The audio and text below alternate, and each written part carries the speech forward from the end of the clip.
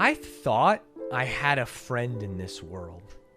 I got my start streaming, playing video games with my friend Ludwig, and to be honest, he's been a bit of a mentor for me. I have followed in his footsteps and learned how to create variety content, and laugh in a certain way, and hang out. And I thought he always had my back. Until today. I realized that he put out a video about me. React streamers have gone too far, and I've been told, I'm not going to check in, that I am personally called out as a gremlin, as the scum of streaming, as literally subhuman garbage. So we're going to watch this video, and we're going to react to his video about React streamers. Let's fucking go. We've gone full circle. We're a React Ouroboros. React streamers have gone too far. I've been seeing the trend where on Twitch, people just watch TV shows. Recently, there's just outright watching TV shows. And you might have seen this because the biggest creator, XQC, does it quite often. He does. He watches MasterChef. He's done this in the past. And it kind of like is this almost alt-right rabbit hole of YouTube. What? Wait, what the fuck did he just say? Did he call what XQC does the alt-right rabbit hole of YouTube? Is this... If you say alt-right rabbit hole in the first 60 seconds of a video, does Susan promote it? What the fuck is happening right now? Past, and it kind of like is this almost alt-right rabbit hole of YouTube, where you start by watching like kitchen nightmares, you know, and they have like little 3-minute, 4-minute clips or sometimes compilations. And then you just outright start watching full episodes. Okay. And then you just watch straight up MasterChef episodes.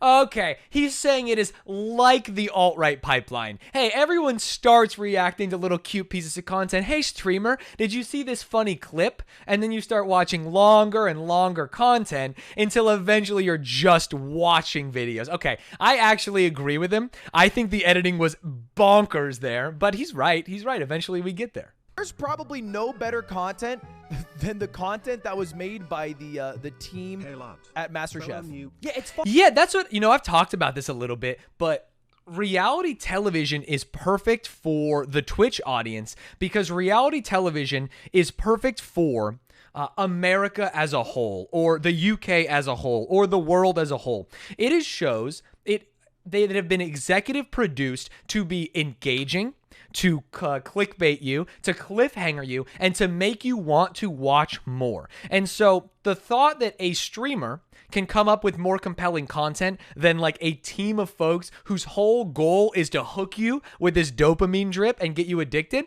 it just makes sense to me. I think Ludwig's right. I think things have gotten a little out of hand, and I think we might need a bit of a course correction before this all comes crashing down. Okay. Anyway, streamers have been watching a shit ton of TV shows and even outright watching. Is this sassy baby mad because he's on YouTube and can't do it? Am I crazy, chat? Do we got a little sassy baby here? Someone who went to YouTube and in his car can't watch MasterChef? XQC watching MasterChef. Honestly, I don't even think it's that bad. You guys might remember like 4 years ago, Trainwrecks did the same thing. I remember at the time, he got a lot of shit. Like all the oh shit, I just saw Stanz up there. Oh no. Oh fuck, am I about to get boomed? Stanz LOL. Whatever, it is what it is. Now, XQC, he watches MasterChef live on stream. Dude, these cuts are bonkers. Stanz, let's look no further. I'm going to give credit to Stanz actually as the one who inspired a lot of these streamers to start watching TV shows. Because that's the thing that he's done the most. Oh, not a lot of TV shows on here, bitch. Suck my ass, dude. You like that? You like that Super Auto Pets? You like that I'm Not Atrioc? Wow. Marketing Monday. If he would have done this a week earlier, he would have boomed me. But right now, he can fucking kiss these nuts. But it's expanded. There was not a lot of react on there. I am glad that he shouted me out a little bit, though. Hey, nice job. Isn't Disguised Toast right now? He's just straight up watching Naruto. Like last night, I pulled up. I don't know if he deletes the VOD. I wonder if he doesn't delete the VOD. That would be very brave. Okay, it looks like he deletes the VODs, so you actually can't even find it anymore. But he's been watching Naruto, or as he calls it, Oturan, which is Naruto backwards. I think, you know, is a little tongue-in-cheek thing. And I watched the Rock Lee Gaara fight with 27,000 people yesterday live. Didn't Carl have a giant viewing a couple days ago or yesterday of Total Drama Island? This is like every pocket of Twitch, you know? This is from XQC, who's like, you know, DJ and LSF guy, to Myth, who's like Gamer Circle, to like Carl Jacobs, who's like Minecraft Circle, to Stanz. And it's gotten a little bit dangerous. Damn, I'm getting a lot of fucking juice in this video. That's what I'm talking about, baby. I'm not going to lie. Some of these people are doing like all the big streamers and Stans. But also people are getting a little brave with Rich Campbell watching Lord of the Rings on stream. Like straight up. I think Ms. Kiff with like 40,000 viewers watched Home Alone. He did watch Home Alone. Pretty rough territory we are entering. It is crazy that 9 months ago, a year ago, everyone was fucking terrified of DMCA. People were deleting VODs. Atrioc was mauling, screaming. I was the only one that was like, hey, too small, no one cares. And now I'm watching people watch the craziest shit on stream. I think Lord of the Rings is brazen, but Naruto is the craziest thing for me because it feels like a company that would understand maybe this younger subculture and people watching it on Twitch more so than whatever production company did Lord of the Rings or holds the licensing rights to the Netflix streamer or whatever it is right now. It's crazy. And this is like additive content because we're listening to music while doing It's not. That's the lie. That's the one thing that actually tilts me about these people. Take ownership. Understand Mr. Campbell, Mr. Kiff, Mr. who else is doing it, Toast, and I think a lot of them do, but some of them say that it's transformative, which it is very clearly not. Unless you're talking the entire time, unless you have it in a corner, unless you're using it to talk about things. I don't think I've seen one piece of transformative content on Twitch whatsoever. Are you talking about music? Oh, either way, I'm talking about real streamers who say that their React content is transformative, which I've seen a lot of. It's obviously from people more my size, which are like the mid-tier Andes, like the 1K Andes, and it just blows my mind. But my goal isn't for this to like stop and creators be like, oh, stop doing this. But I think it's bad for a couple of reasons. And okay, I'm not trying to say I am mightier than thou. Everybody knows one of my most popular series. It's TikTok time. It is the same thing. It is me watching copywritten content because I do not own the content I am watching. That's what I'm talking about, baby. I love that we're all admitting to stealing the content. It is literally as illegal as watching Home Alone. The difference is that a TikTok is usually a individual who posted a video and then it's a compilation of it and it's like 10 seconds and they don't care enough as much as like a multi-million-dollar company who owns the rights to these things. The point of this is not that I am better than these people. The point is that these people are taking risks I have been scared to take. For example, you guys, if you're an old Ludwig viewer, will remember for a few weeks, I tried to do cartoon Sundays, Sunday morning cartoons. He did, Sunday morning cartoons. Basically every Sunday morning. We tried to sell it to a sponsor. We went to someone, I can't remember, G Fuel Red Bull, and was like, here's a big idea. We're going to watch cartoons on Sunday. And they were like, but can you do that? And we were like, fuck, why can't we, dude? We got a Netflix. We got a YouTube account. Watch cartoons. Because a lot of the cartoons that you watched growing up are just available on YouTube. If you look up like Code Name Kids Next Door, episode 1. I think I'm a bad reactor. Straight up. That's one of the reasons I stopped. I think I'm interesting bad at it. Is that crazy to say? I do not think I am good at like watching MasterChef on stream. I think I don't have that skill because I just silently watch it and I feel like kind of uncomfortable and then I feel like the need to pause to. It is funny that I feel like we are exactly in the middle where Atrioc thinks he pauses way too much, Ludwig thinks he doesn't talk enough, and I just sit here and I don't know, I just go with the fucking flow. Add some sort of value to it, but usually my pausing actually detracts the value because just watching it without pausing is probably more entertaining. So I can't do it.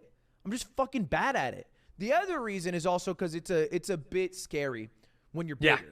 If you have a few hundred viewers, sometimes you can get away with doing porn on Twitch. I mean, again, this place is the wild, wild west. I completely agree with him. And what's so crazy to me, chat, is that I feel like I am on the cusp. I feel like if I got any bigger, I would have to stop reacting to content. And then I look up at the rooftops, the giant streamers on Twitch, and XQC is doing the same thing. XQC is doing, and he's the biggest. How could I not do it when literally the big boss of the platform is doing the exact same thing I'm doing, which is watching Gordon Ramsay and playing video games? And I don't know if that makes me feel more or less safe, because there's a chance that, hey, they're not going to go after XQC. They're going to go after smaller ones. It's going to be easier for them to take them down. The larger ones will get scared, and then they've solved the problem. That would mean that I am in danger. On the other hand, maybe they only go for one big one to scare the other ones, and that would mean I'm safe. I don't exactly know which side of the scale I am on right now. If you start to have 80,000 viewers, then Also, XQC is busy suing the Olympics or something, isn't he? What happened with that? I think this is a problem that's going to bite not just the people who are doing this is asses, but it's going to bite everyone's ass on Twitch. Fair. If people don't chill a little bit. Because, like, Twitch is the wild, wild west. Man, if he says wild, it feels like every time he says Wild West, he adds a wild. At first, it was, hey, these Russians, they're in the Wild West. And then it was like, you can even stream porn at 100 viewers. It's the Wild, Wild West. And now it's the Wild, Wild, Wild West. Come on, Ludwig. There is basically no live content ID system. Whatever you're doing live usually has to be manually reviewed and then stopped. If it's always manually reviewed, as far as I know. Even if it's lots of big streamers and Stanz feel similar to you, Ludwig. Fuck. He boomed me again. down something that is copywritten unless they are told by the copyright holder. So as long as you watch it live and delete that is, for those of you who don't know, that is Twitch's stance, because that is a particular legal strategy. If they, and this is we're talking about Twitch. If Twitch takes down a stream of the Super Bowl on their own without hearing from X company, or takes down a MasterChef or things like that, then that can be used against them in court to say that they knew they had a problem and that it is their duty. What they are saying is that is their not duty, they are just a platform, and that the rights holder has to reach out to them through their portal to get them to take it down. They don't want to open themselves up to this liability, so they will not do it.